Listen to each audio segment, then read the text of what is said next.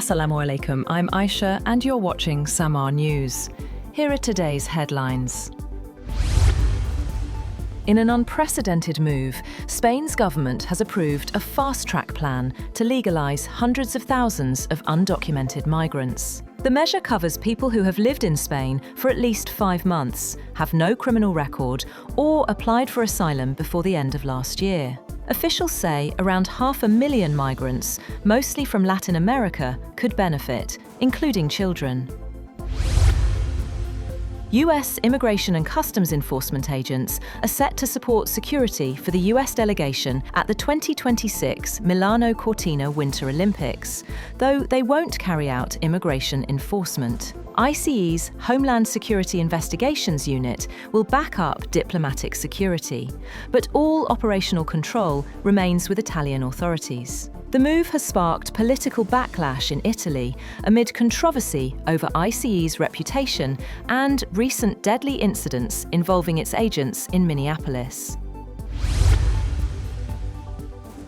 Azerbaijani authorities have said they arrested 3 men accused of planning an attack on a foreign embassy in the capital, allegedly at the direction of Islamic State Khorasan. In a statement, Azerbaijan's State Security Service said the suspects had conspired with members of ISIS-K. They allegedly obtained weapons and were preparing to carry out an attack on a foreign diplomatic mission in Baku. Security forces arrested the men before the plan could be executed.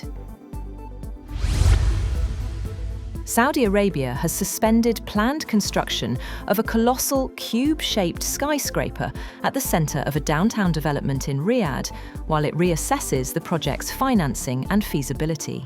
The Mukaab, at the centre of Riyadh's new Murabba development, is the latest fantastical giga-project linked to Saudi's Vision 2030 to be curtailed or delayed as the kingdom's $925 billion sovereign wealth fund scales back ambitions to manage costs and prioritise spending.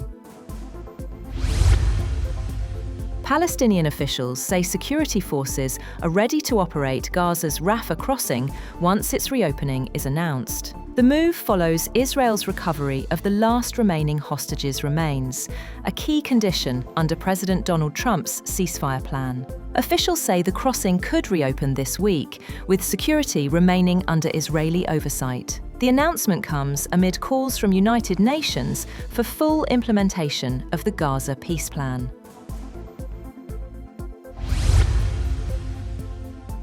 Chinese President Xi Jinping has called on China and Finland to uphold a UN-centered international system and advance a multipolar world, while urging Helsinki to play a constructive role in promoting stable China-EU relations.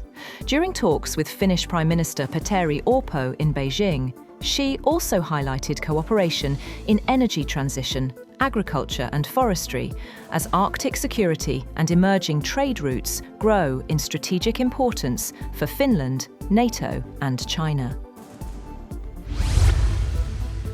Japan has asked its fishermen to stay away from disputed islands in the East China Sea, fearing a potential clash with China.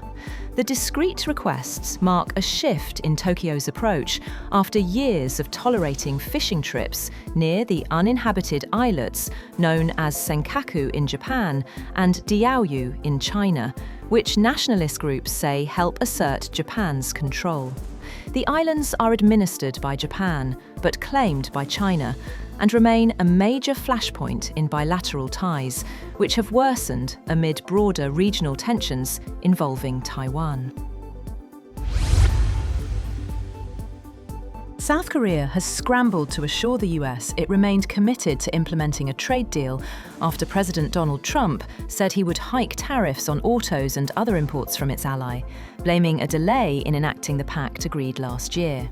Trump said that South Korea's parliament was not living up to its side of the deal by swiftly enacting the agreement he reached with President Lee Jae-myung to make huge investments in US business projects in return for tariff cuts.